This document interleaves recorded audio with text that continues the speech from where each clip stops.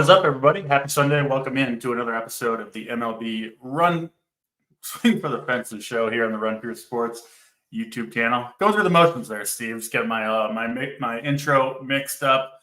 Honestly, waking up a little bit here, 9 a.m. in the Denver area. Slept in a little bit today, but we're ready to talk some baseball. 9-game slate. We got, 61 people watching right now.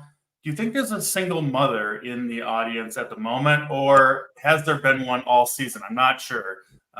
But happy Mother's Day to anybody who might be out there. How you doing on the Sunday morning, Steve? Yeah, probably not of the 61 on the season. I'll say yes, though. Happy Mother's Day. Got awesome weather here in Chicago. Actually thinking about going to the White Sox game. It's going to be almost 80 degrees here, sunny day. White Sox have actually been hitting the ball a little bit. So, could see some runs today. Yeah, you mostly go to Cubs games, right? Not White Sox games too often. Yeah. The majority of my friends here have Cubs season tickets, not White Sox. So always easier to go last minute when someone's like, "Hey, I'm not going to use the tickets." It's like, "Yeah, sure, I'll go."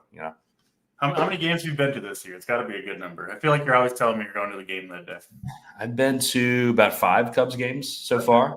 And, going next week when they get back in town. Awesome stuff.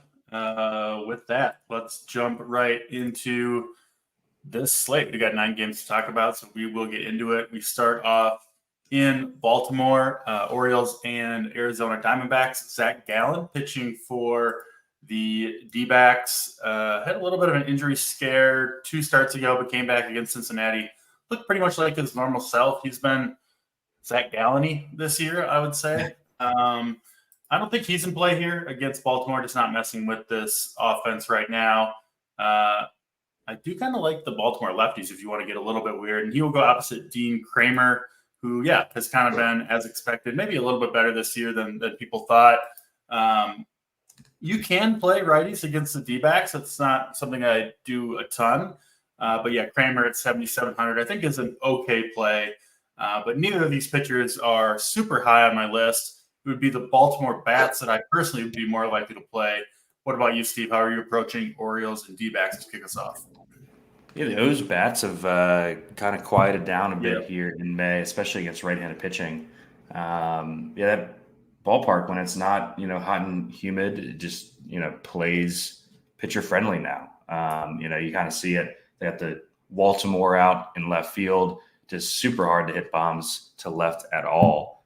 Gallen, we saw at the beginning of the season had the velocity issues. I think he's kind of sorted through that. And, good pitchers will find ways to get around things like that. So, not a ton of interest here. I think you can play some Dean Kramer. I kind of wish he was a bit cheaper. We've been on these shows talking about how good Arizona is against left-handed pitching. Against righties, they've been pretty bad. Probably bottom 8-ish offense against right-handed pitching. So I think Kramer's in play. If I played any bats here, it would be the Baltimore lefties. We do have the lineup out. The lineup's just so expensive because of how hot they were in April, and they're just not getting it done right now. I kind of want to see it before I jump back in on Baltimore, especially in this spot against Gallen. There's definitely a lot of, I guess I would call it inertia on the pricing on DraftKings this year, where if you get priced up quickly, you're not coming down for a while. You're kind of stuck there. It seems like almost indefinitely. So, like you said, the Orioles, even though they have cooled off, you still got to pay the prices like they have been going off. I will say, you hit it. You hit the nail on the head there. I mention it all the time with Baltimore. I really don't play any right-handed power bats in this park. It's just brutal going out to left field. Obviously, it happens occasionally, but it's the hardest part to hit home runs to left field, I think, in the entire league. Given if you put neutral weather conditions in every field. Right. I really don't end up playing much Mountcastle, Westburg. Those guys are having good seasons. They're just not usually on my team when they play in Baltimore. But I will still play, Gunnar, Adley, O'Hearn, Santana, the lefties. It's pretty crazy how different the park factors can play, from left field to right field in certain parks. Baltimore certainly one of them where you have it essentially as a neutral home run park going out to right field, and home runs are cut in half essentially or more going out to left field. So brief note there on Oriole Stadium. These Baltimore lefties, I always kind of like playing them when they're contrarian, which I assume they will be today against Zach Gallen, who is worse against lefties. I don't think this is the worst matchup in the world for the Orioles lefties. Next game on the slate, Washington Nationals and Boston Red Sox. 7.5 total in this one. Another game with modest weather conditions. Should be around 60 degrees, a little bit of wind in Boston. This is speaking of that Orioles park, another park where it's tough to go deep to right field for lefties. Obviously still plays pretty good for people who can go toward the Green Monster or over the Green Monster. Brian Bayo pitching for the Red Sox. He's been decent this year. Like most of the Red Sox pitchers have kind of taken a step forward, especially in these last two starts. Good matchups, Pittsburgh and LA, but he has pitched well. He'll go up against Mackenzie Gore, who's been kind of a favorite of mine. I think you've been on the Mackenzie Gore train in general. It's been decent. Didn't have a great start last time out against Toronto. I would say he's overall been disappointing, kind of from what I expected based on the velocity jump and the talent that we think he has. I'm still buying Mackenzie Gore, including against this Red Sox team. This lineup, outside of Tyler O'Neill there, who I do think is always a good play, but also does strike out. I think it's a pretty good matchup for Mackenzie Gore. So I'm in on him at 7,500. Bayo, I think, is okay at 8,200, and I'm not in love with the bats really here from either side. What about you, Steve? Red Sox and Nationals? Yeah, I'm a buyer on Gore. Been playing him throughout the season. We've talked about Boston's struggles against left-handed pitching, just kind of the way their lineup shakes out. They're going to struggle against lefties. It bears out in the numbers over the last month. Highest strikeout rate in baseball against left-handed pitching. So really like the price tag on Gore here. I think the upside, he's going to be volatile, but he's cheaper, and I think the upside here is huge. His K prop is right around 6.5, which at that price tag, I've got a ton of interest in. I think he's like main lineup viable here. Yeah. You see in this spot, and then on the other side, Bayo coming back from the injury. He was bad in AAA. I don't really think that matters. He's a ground ball guy. I don't really like to attack him. I think if I was playing Nats bats, it would be secondary stuff just to kind of make your main stack fit, or if you want to spend up a pitcher, because they do have cheap bats in this lineup that can kind of help as fillers. Rosario, Robles, Lipscomb, guys like that are all super cheap. So I won't be full stacking the Nats here against the ground baller with a 3-point-something team total. My large interest in this game is I'm going to have a bunch of Mackenzie Gore. Yeah, good price point for Mackenzie Gore, 7,500. And the thing that really intrigued us once the season kicked off was the big velocity jump, basically on all his pitches. Sometimes you see that kind of be a blip on the radar for whatever reason. It's stuck around. This is his 8th start of the year. We keep saying it. I think there's more upside coming from Mackenzie Gore. So maybe today is the day he kind of fulfills that promise. I'm with you. I think he has an argument to be the best point per dollar pitcher on this slate at 7,500. And I do think he will be probably in my main line. I haven't decided fully for sure, but I do like Mackenzie Gore quite a bit here. Sounds like you are on the same page. I do think he'll get some ownership. I don't think it'll be quite as much as he deserves given the recent, kind of modest looking game log, frankly. I know still a lot of people do base at least a little bit of decisions on that type of thing. Next game on the slate is one I don't think I will be going to for pitching. It is the Cubs and Pirates in Pittsburgh, 8.5 total in this one. Bailey Falter pitching for the Pirates. He had a pretty good run. It's kind of come back to earth against Oakland and Colorado of all teams, pitching more like we expect Bailey Falter to pitch. And then Kyle Hendricks, who is still under in the negative in terms of fantasy points per game. He did miss the last 3 weeks. Put him on the IL with a back injury. I assume that is kind of a fake injury of go try to figure out your mechanics or whatever it is. I don't know if Hendricks is going to be able to figure anything out. It kind of seems like the league has passed him by at this point, honestly, Steve. Now, I'm not dying to play these Pirates. They just don't do a whole lot. They did have a big game, or a pretty big game, at least for them, yesterday. O'Neal Cruz starting to show some signs of life finally. And yeah, the Cubs, I think they're interesting against Falter, who I don't think is any good. I've maintained that even through some decent outings this year in pretty good hitting weather in Pittsburgh. So it would definitely be the bats in this game that I'd be more interested in. What about you, Steve? Yeah, pretty good hitting weather, like you said, at PNC. Wind's blowing out, it looks like. Good weather there. Yeah, Hendricks wasn't even supposed to start today. It was supposed to be Tyone, but Tyone also has a back injury. So, they basically just pulled Hendricks up from AAA. He was supposed to start at AAA today. I don't think they want him in the rotation. There's no reason for them to want him in the rotation based on what he's shown. The issue is Pittsburgh has been just dreadful against righties, dead last, basically all the advanced metrics. They're tough clicks, but man, I'm not even sure it really matters who goes up against Kyle Hendricks right now. I think you can just kind of play any team that goes up against him. They're super cheap. So if you like the top end pitching on this slate, Cruz's price has come down to 4.6. Brian Reynolds at 4.5. Those are my two favorites for sure. Sawinski hitting fifth at 3.7 as well. I haven't decided if I'm 5-man in Pittsburgh. Always feels bad 5-man, such a terrible offense. But against Hendricks, I think it's viable. And then, we saw Suzuki come back for the Cubs.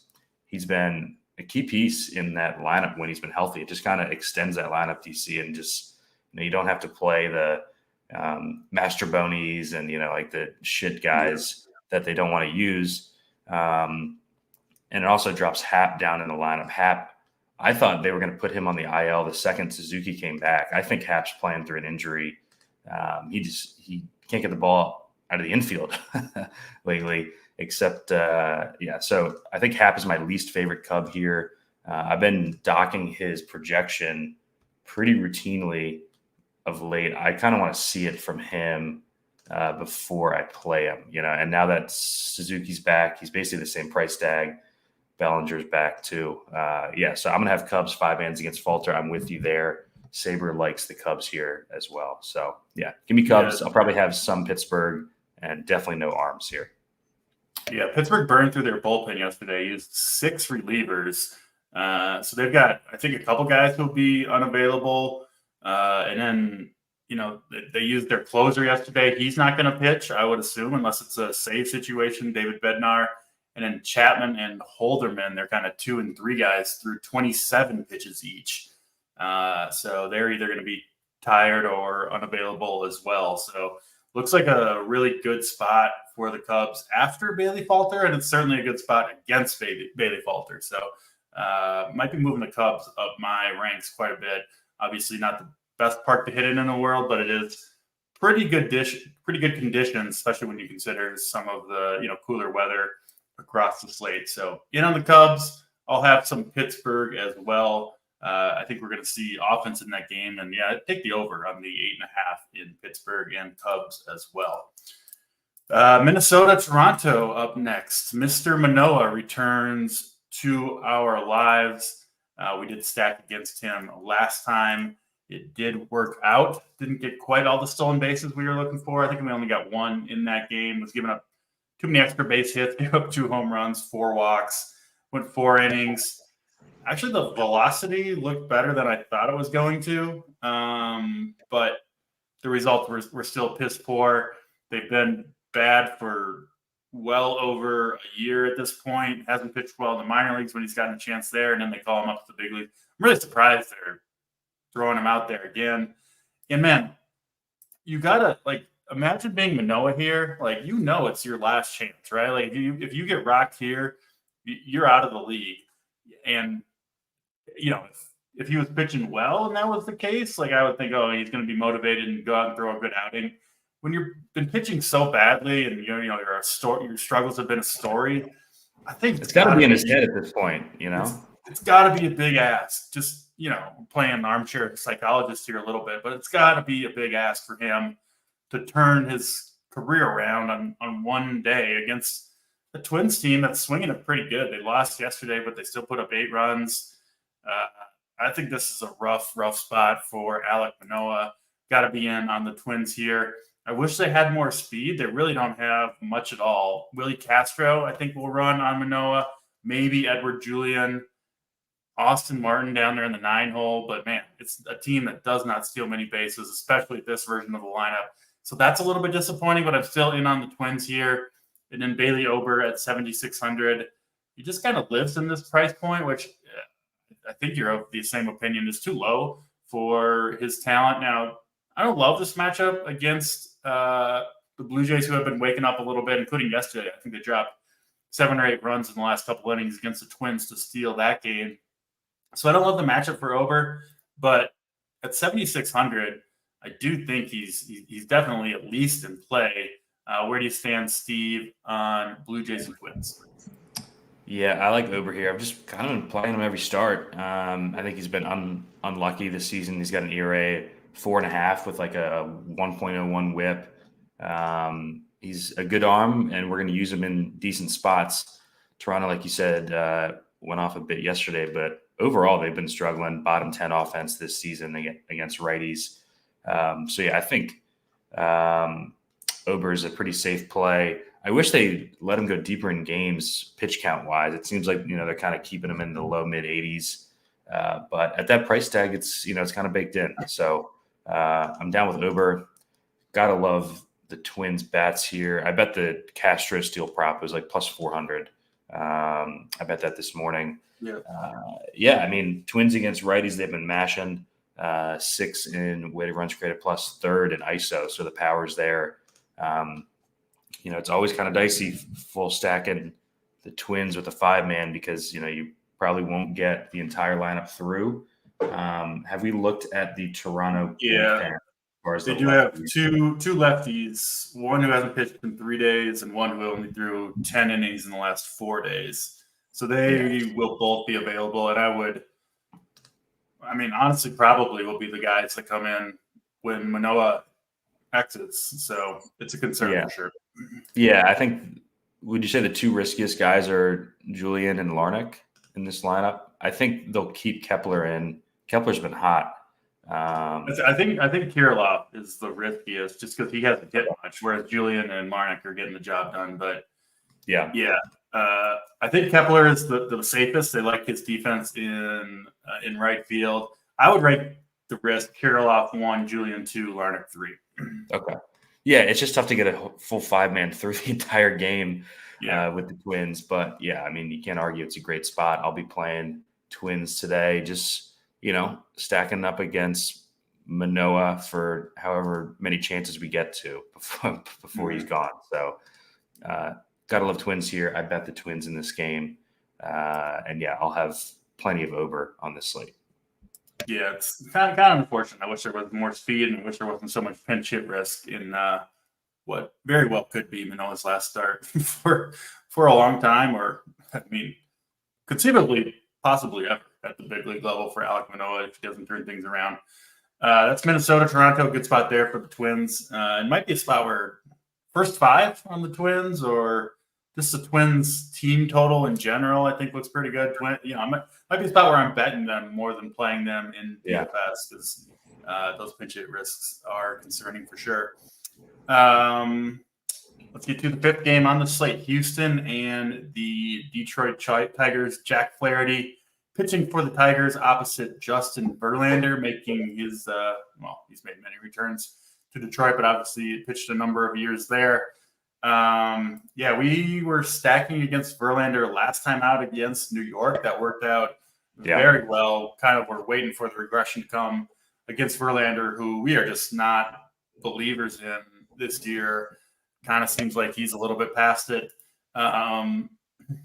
I don't know if he's past it enough for me to go to the Tigers offense. I think like Riley Green is interesting. Kerry Carpenter started to hit, so they are showing some signs of life, at least the top half of that lineup. I don't mind them against Verlander. Decent hitting weather in Detroit. Obviously not a great park in general.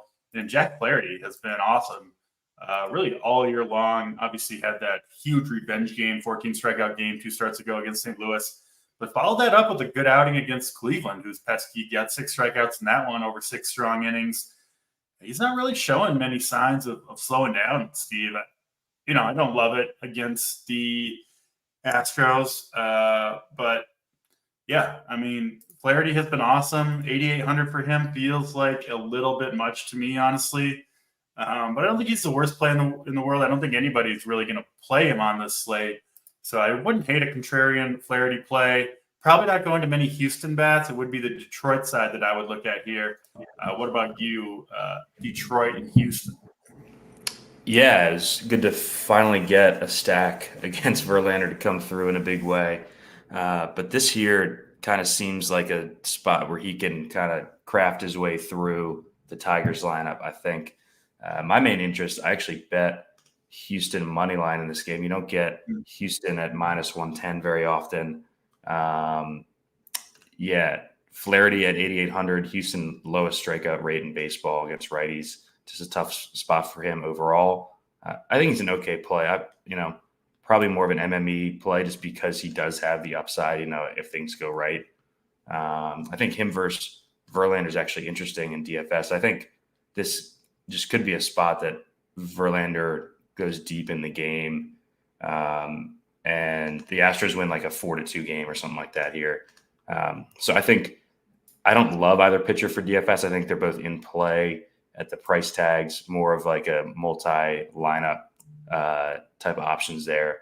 And then, my interest is just betting on Houston in this game behind Verlander on the road. Don't love the bats here, like you said.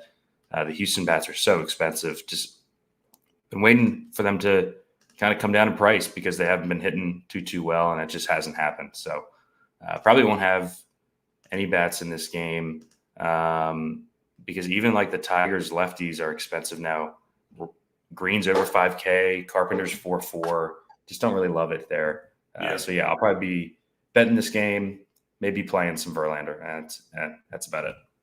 Yeah, Sean V says, Jack Flaherty, second highest strikeout rate in the league among starting pitchers at 33%. He's just behind Jared Jones. He's first in the league in strikeout rate or strikeout percentage minus walk percentage, which is a really good catch-all stat if you just kind of want an overview of how a pitcher is going. So, listen, if you believe that those numbers are if you believe that Jack Flaherty is really that good, and I've been on Jack Flaherty since before the season started, as a breakout or a rebound pitcher this year, then play it, right? But I just don't think he can quite maintain this level, and this does seem like a spot against Houston where maybe some regression comes. But I get it with Flaherty, how good he's been. It's a good place to pitch. He's at home, and we're a month and a half into the season, and Flaherty isn't really showing still signs of slowing down, like I said. So I get it with the Flaherty play. He will be, I think, somewhat contrarian. Good play on Jack Flaherty there if you want to roll the dice. Let's go to New York and Tampa Bay next. Good time to remind you guys, hit the like button if you're here watching early on Sunday morning. We do appreciate it. Helps us bring you these shows free of charge 6 days a week. And, of course, if you want to join us at Run Peter Sports, use promo code DC15 for 15% off your first weekly or monthly payment. Let's get to New York and Tampa. Up next, we have kind of the soft-tossing Tyler Alexander pitching for the Rays. He's always going to be a target of mine against power-hitting right-handed bats in particular. But I really do think pretty much this entire Yankees lineup is in play. They've been coming alive. At least the top half of it has. Bottom half still struggling a little bit, but that Volpe, Soto, Judge, Stanton, Rizzo, those top five have been doing some damage recently. I think they are strong plays on this slate. And then Luis Gil, another guy we were on early on in the season, has had his ups and downs. We know that's going to happen with Luis Gil, but overall, he's pitched really well, including in some tough matchups. He's faced in the last 3 Houston, who we just talked about, their lowest strikeout rate in the league. At Baltimore, we know what they can do against right-handed pitching with all those lefty bats. And at Milwaukee, another team that hits right-handed pitching well. He's pitched pretty good in all three of those games. The game before that was against this very same Tampa team. It was in New York, this one in Tampa, which I think is a boost to Luis Gil. Put up 9 strikeouts, 32 DraftKings points in that one against this Rays team, who I think will have a roughly similar lineup today than they had in that game. It's a good matchup for right-handed pitching. I could see Gil doing something similar to them today that he did, 4 starts ago. So 9,300 feels like a lot. I don't think he's a safe play, but I do like the strikeout upside for Luis Gil, as I always do. And I think he's going to go overlooked on this slate, looking at the ownerships. Yeah, maybe like 15%. So not crazy low owned, but I do think he's a decent play at 9,300. And not really going to many Tampa bats. They are starting to come alive a little bit. Guys like Rosarena showing some signs of life, but I still do like this matchup for Luis Gil. Your thoughts on Yankees and Rays, Steve?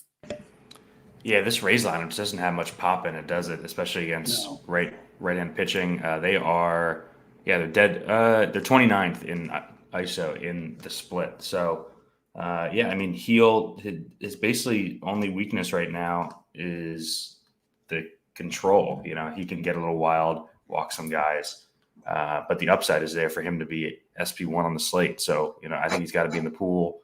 I've just been kind of riding him this whole time. You're going to get the blow up starts every now and then, but I think the upside that he brings each start is just awesome. You're going to have to live with a couple duds in there. But the upside's great. And the Yankees, I prefer them against right-handed pitching. They've been crushing against righties, but Alexander, extreme fly ball pitcher. He's got a 30% ground ball rate. Just kind of screams like he's going to get in trouble against some of these power teams like the Yankees. He's already given up bombs, 1.65 home runs per 9 on the season. I'm in on Yankee bats here. Don't love the park, but like you said, they're hitting right now. And outside of Soto and Judge, the lineup is reasonably priced. Rizzo still healthy. Stanton, like you said, hitting a bit. So probably more hunting power on the Yankees side in this spot. I'm in on Yanks. I'm in on Gil. Hoping that the elevated price tag kind of scares some people away from him in this spot. I think it will. I do think it will. Rays still have a decent team total as well. In terms of Yankees bats, 2 guys I really like. One is Stanton at 4,600. This is just a match made in heaven for Stanton, who for years has just smashed lefties. I think he is maybe one of the more matchup dependent type hitters where against a soft tossing lefty who gives up a bunch of fly balls and home runs, give me all the Stanton. When he faces a tough righty with a good slider, I'll certainly pass most of the time. But I do like Stanton here. Judge would be second. And then Soto and Volpe would be third and fourth for me. But Stanton almost certainly going to make my main team. I'm sure his home run odds are too low to bet, but I do think he's got a real good chance of taking Alexander deep in this one. So that's Yankees and the Rays. 3 more games to talk about. First one is Philadelphia and Miami. 7 total in this one. Obviously, usually a low total in Miami. Tough place to hit. Great place to pitch. We will see the return of one Braxton Garrett, who was pretty good for the Marlins last year. Was on the IL with the shoulder injury. He did make 4 minor league outings before being called up. Actually 5. 3 at AAA, and then they had him pitch against the rookie ballers. So no pitch count on that last one. He was throwing a good amount of pitches for the most part. He got up to 86 back on April 12th. And he must have had a bit of a setback. He threw 59 and 61 on the 26th and the 1st. And then the last one on the 6th was against the rookie ballers. He struck out 13 over 5 2/3. So I know it's rookie league, but must have been feeling pretty good. I think he's at least interesting in this park at 6,200. little bit of a watered down lineup for the Phillies today. Obviously, Trey Turner's hurt. No Kyle Schwarber, although you kind of wish he was in there, honestly, against a lefty anyway.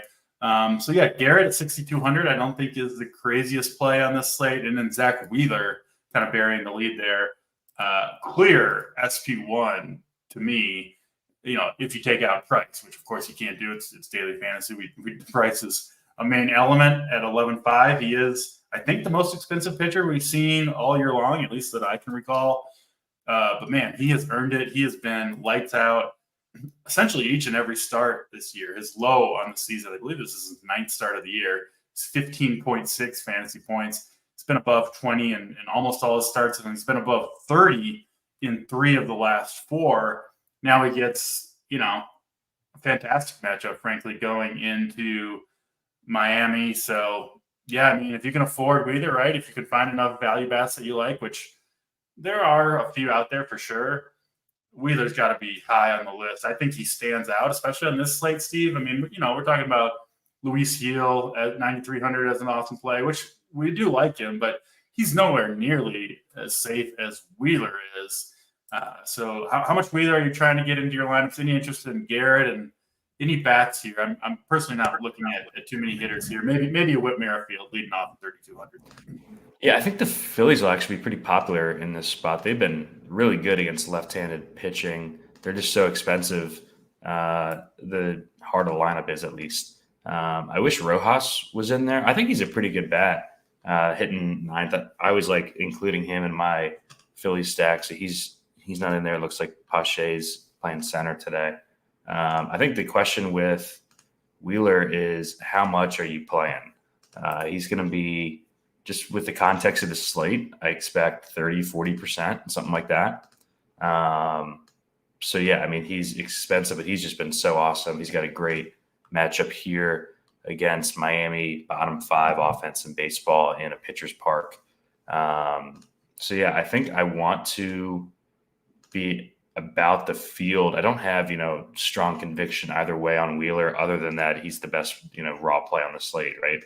I think my approach with Wheeler is I kind of want as much as I can get, but he's not at this price point and ownership, right? When you get up to an enormous price point and by far the highest owned pitcher on the slate, at that point it becomes like not a priority to get him in, right? I'm not starting every lineup with Zach Wheeler. If there's an expensive stack where I have to go cheaper, I'm willing to do it just because, like I said, the price and the ownership are both way up there, but it's hard to expect anything other than 25 plus fantasy points today. Right. Yeah. I mean, if he puts up 33 and you don't have him, you're probably dead on the slate. We don't have huge team totals across the board either. We don't have the Braves on the slate. We don't have the Dodgers on the slate. We don't have Coors on the slate. So less bats to pay up for, which makes him easier to get to. We're going to talk about a couple games to end the slate that I think are going to be popular offense-wise just because they fit with Zach Wheeler.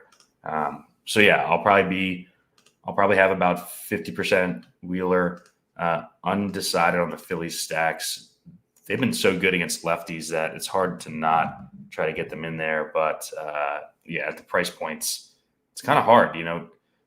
Six of their guys are over 4K. You don't really want to play Pache.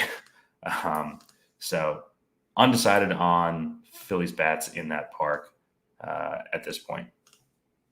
Yeah, it makes sense. I'll be trying to stick to mostly that top 5, but they are pretty expensive. I'm sure Whit Merrifield at 3,200 going to be a popular play. I do think he's a pretty strong play, been looking good for the Phillies recently and super cheap at 3,200. Last 2 games, let's get to it. Cleveland and Chicago White Sox. You mentioned possibly popular for offense here. You would certainly think so on the Cleveland side. I was on them last night. They disappointed me a little bit. But I'll be going back to it here against Mike Soroka, who's he's kind of in the trash bin, right? With guys like Kyle Hendricks, guys that you just kind of want to, or at least I do, stack against. I mean, pretty much every time they pitch. You just can't miss any bats. Even like his big calling card when he was good, he was never a strikeout pitcher, was that he didn't walk anybody. I mean, he's got one of the higher walk per nines of all pitchers in baseball. Just just has nothing, it seems like. And he gets this Cleveland team that does a great job putting the ball in play, can steal bases, really good hitting weather. You mentioned you might be going to this game. I assume if you are, Steve, you might have some of these Guardians bats rooting against the White Sox. That's probably the way that I would play it. Although, hey, maybe you're doing a full-on game stack here because Logan Allen pitching for the Guardians is also not any good. Got smashed last time out against the Detroit Tigers. And like we said, this White Sox lineup has been at least better. Obviously, the signing of Tommy Pham, the return of Eloy Jimenez, Brian Ramos, who's hitting cleanup today, by the way, 2,700, has hit the ball a little bit. DeJong has been on fire. It is still a bad lineup. Make no mistake about it, but it's not quite the laughing stock that we saw kind of early in April after Eloy and Luis Robert went down. They should get Robert back pretty soon, by the way. So things looking a little bit better for the White Sox. But yeah, I'm not playing these pitchers. Give me the offenses in this game, especially on the Cleveland side.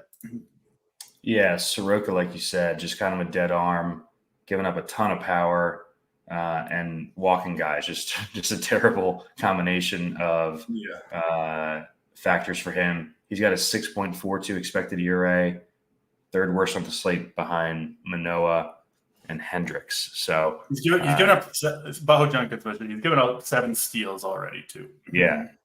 I was gonna bring that up too. So we should highlight who runs on Cleveland. The White Sox, like you said, with Eloy back, they signed Pham, who's been good leading off, and Ramos just hits the ball hard. He seems like he's a good stick. That's gonna help them out. He's hitting cleanup, like you said, for 2,700 at third. I think the White Sox are interesting as far as secondary stacks. I think they fit well with Wheeler, right? You pick your big 5-man, you play a couple of these cheap ass White Sox, and you're able to fit Wheeler in there. So that's kind of how I'm going to be using the White Sox, the top 4, and then DeYoung, I think, is going to be the way that I go with them here. And then Cleveland, highest team total on the slate, I believe. They disappointed last night. The price tags of the 3 guys that you really want are high. So it'll be interesting to see how they fit lineups. I don't have a ton of conviction with the bottom of the order here. I feel like I haven't gotten the Cleveland outfielders right all season. There isn't much to distinguish between, Freeman, Brennan, Florial, guys like that, I don't think. So I like Cleveland, but I just don't have any conviction as to like who the best outfielder plays are. They're all the same price. They're all 3,500. Do you have any leans on those guys? Any of them steal bags or anything that would separate them from the other ones? Yeah, people asking about the Cleveland steals. Honestly, none of these guys have a ton of steals on the year, but all of them can steal, but almost all of them. Rocchio's got 6. He's in the lineup. Jose Ramirez, we know, 5 steals. Jimenez, I think, stole 30 bags last year. He's got 5. Tyler Freeman leading off has 4 in somewhat limited playing time. Even Josh Naylor, I think, stole like 10 last year. He's got a couple early on. Gabriel Arias has 3. Brennan has 2. Florial has 2. So it would just be David Fry, who even does have 1 himself. So everyone in this lineup has at least 1 stolen base. Most of them have 3, 4, 5. They've got Corey Lee. I need to look up how good he is at throwing runners out. I'm guessing not great, but I'm not 100% sure, honestly. But obviously stolen bases mostly off of the pitcher. So great spot for Cleveland. To answer your question, Brennan is my favorite of their kind of cheap outfielders. They've been playing him even against lefties. He's looked good. But Tyler Freeman leading off at 3,300 with the 4 stolen bases. And anytime, Steve, a team leads off someone who you don't expect, right? The right versus right matchup. I don't think Freeman, as far as I know, maybe he's let off 1 or 2, but not many games. You kind of think like, okay, what Cleveland maybe sees something here, right? On the right versus right matchup. Maybe it's the speed thing for Freeman, but I do have a lot of interest. And then obviously you're not worried about the pinch hit if they're starting against a righty. So I do like Freeman quite a bit here. It'll be mostly the top 6 that I stick to, but Arias Camporeale-USA, I think are all good plays too. So Cleveland might be my number one stack today. We'll obviously get to that at the end of the show, but they are certainly on the short list. And yeah, that top of the White Sox lineup, and really honestly all of them, I think are pretty good plays against Logan Allen. So hoping for runs here. I know you will be too, and I think we'll see them in White Sox and Guardians. Let's get to the final game on this slate. It is St. Louis and Milwaukee. Another, I think, pretty good game for offense to close out this slate. We have Miles Mikolas. Oh man, we got some gas cans thrown today. Mikolas is he's in the bin with some of these other guys who go up against Bryce Wilson, who I won't throw him in there quite yet. He's young enough, has pitched actually pretty well these last two times out. 6,800 for him. I mean, 6 strikeouts against KC, 6 against Tampa. It's up to 90 plus pitches.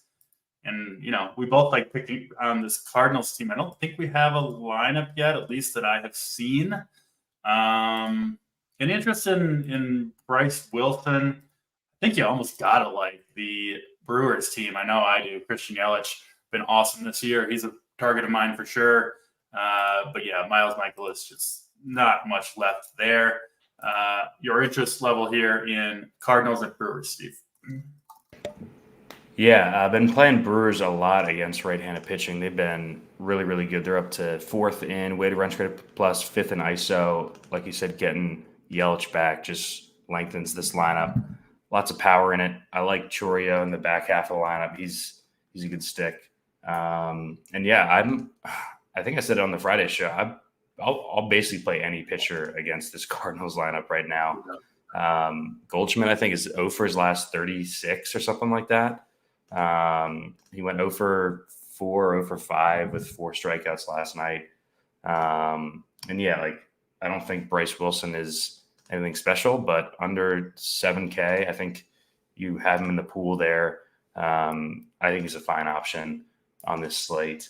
But yeah, the Brewers bats, love the whole lineup, really. Turang has just been running wild. He has 15, 16 steals, something like that at the top of the order, scoring a bunch of runs with Contreras and Yelich and Adames behind them. Hoskins hit a big bomb last night. So yeah, really like Milwaukee.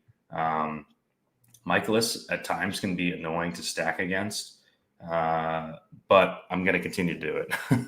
Hot bats at home here. With the lineup that they put in, Sabres got them projected for over 5 runs now. So right up there with Cleveland and up there with the Cubs for the highest on the slate. So yeah, give me Brewers bats here. I'm going to be playing some of Bryce Wilson. Probably not a ton, but he'll be in my pool for my 20 lineups today. Yeah, makes sense. Kind of same approach for me.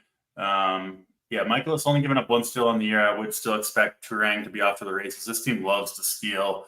Chourio, Yelich, those guys all have the opportunity as well. And who knows even how long Mikolas will be in there. So Brewers on my short list, absolutely not going to go to the Cardinals. And like you mentioned, Bryce Wilson, I think does make for a pretty strong play himself.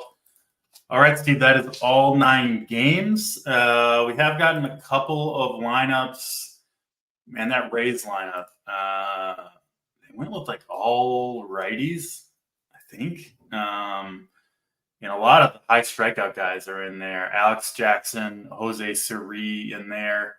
They just got a ton of guys who strike out a lot. So, yeah, bump to Luis Gil after seeing that lineup. Certainly in on that. All right, let's get to favorite stacks. I will go first. I'm going with Guardians as my favorite stack against Mike Soroka on the slate. Speed, got some power, good hitting environment. Got, in my opinion, one of the worst pitchers in baseball, not only on the slate, but in baseball. So yeah, give me the Guardians. We can go over Coors here quick, but we'll do the stacks and we'll hit Coors for you guys because it is on the FanDuel slate, like you mentioned. So Guardians, my favorite overall stack. Favorite contrarian stack? I'm going to go with the Tigers, actually, against Justin Verlander. Just don't believe him right now. They're going to be really low owned, and they are showing some signs of life. probably mostly sticking to that top 4 in the lineup for the Tigers, but I do think they're going to do some damage. Your favorite stacks here, Steve, and then talk about Coors just for a little bit. Yeah, I'll go with the Cubs here. We talked about the good hitting weather in Pittsburgh against Falter. I just think getting Suzuki back at the top of the order is so big for this lineup. When they had Suzuki and Bellinger both healthy at the start of the season, this Cubs lineup is really rolling. So kind of want to be ahead of the curve there with Cubs. Contrarian stack, I'll go with the Brewers. I've been playing them all weekend against Michaelis here at home. Love the spot with Yelich back in the lineup. Love Churio at the bottom there. So that's my contrarian stack. I haven't looked much into Coors. I know that it's the last I saw, the Rockies hadn't announced the starter. I know Urania's going for Texas. No interest in him, obviously. It looks like Ty Block is going to be pitching for Colorado. At least that's what MLB.com has. He's nothing special, doesn't miss any bats. He's got 260 career strikeouts in 460 innings. But I will say, I've been trying to mention this on every show. Texas, much, much worse against left-handed pitching. 25th in both weighted runs created plus and ISO. So they've sneakily been a bottom 5 offense against lefties all season. I don't know what the weather's like out at Ford. It's been raining all morning, and it could continue to rain here. I do think it's going to kind of clear up and warm up a little bit, but do need to pay attention to that if you're playing the Coors Field game. Yeah, but I mean, 2 really bad pitchers. It would be the lefties for Colorado and then the right-handed power for Texas that I would target. Let's get back to the kind of the normal order of things here. Let's do most important pitcher. Again, we do roughly define that as the pitcher we think will be most over the field on. I think I might know who yours is, Steve, so I will let you go first in case I was going to steal him. Yeah, mine's going to be Mackenzie Gore here. Just too cheap for the upside at 7,500. We've been plugging in left-handed pitchers against Boston for several weeks now. I'm not stopping here with Gore. I think he'll get ownership, but I'm going to be well over the field on Gore there at 7,500. He's my favorite pitcher on the slate. Love it. I'm going to have a ton of Mackenzie Gore as well. I'm going to go with my man Luis Gil, who, this lineup for the Rays that they threw out there. I believe it is entirely right-handed. 9 righties against Luis Gil. It's a bold strategy, Kyle. We'll see if that works out for the Rays. I'll be betting on the Gil side there. So Gore and Gil are most important pitchers. I'm sure we will both have a bunch of Zach Wheeler as well, but everybody else will. So he's kind of hard to list in this segment of the show. Let's do home run call next. I already listed mine. I'll stick with it. I think Giancarlo Stanton takes Tyler Alexander deep. Your home run call today, Steve. I'll go back to the game here in Chicago. I just rechecked the weather. It's going to be over 80 degrees at game time there at guaranteed rate. I'll go to the bat that we talked about earlier, the guy that they just called up, who's been hitting the ball hard but doesn't have a bomb yet. Brian Ramos at 2,700 gets his first career bomb in this game off of Logan Allen. All right, and then favorite overall hitter on the slate for me, it is Mr. Jose Ramirez. He's got power, he's got speed, obviously an elite bat for years now, and had the amazing matchup in that White Sox game against Soroka with the fantastic hitting weather as well. So Jose Ramirez could have really picked from a number of Cleveland Guardians, but I'll go with Mr. Ramirez as my overall favorite hitter on the slate. What about you, Steve? Favorite hitter on the slate? I'll take the 1,000 discount in the same lineup and go with Jimenez at 5,200. Has the speed, like you said, against Soroka, could get a bag or 2 here. I think Cleveland is the best overall stack on the slate. I'm going to be playing a bunch of this game here with the weather that we have. I think the winds are blowing out too at that stadium. So that's a pretty big park as far as the height. So it doesn't have the same park factors with the wind that Wrigley does, but can't hurt. We'll take it. We'll take the help we can get offensively, Guardians and White Sox, because we're both going to be heavy on that game. All right, that'll do it for this show. We'll be back not same time, but same place tomorrow, normal time, 4:45 Eastern time, breaking down the Monday slate. We appreciate you guys tuning in on Sunday morning. Call your mothers. Wish them happy Mother's Day. Happy Mother's Day to any mothers who might have mistakenly opened this baseball show here on Sunday morning. That'll do it for us. Hit the like button on your way out. For Steve Boyden, I'm Draft Cheat. We're out of here.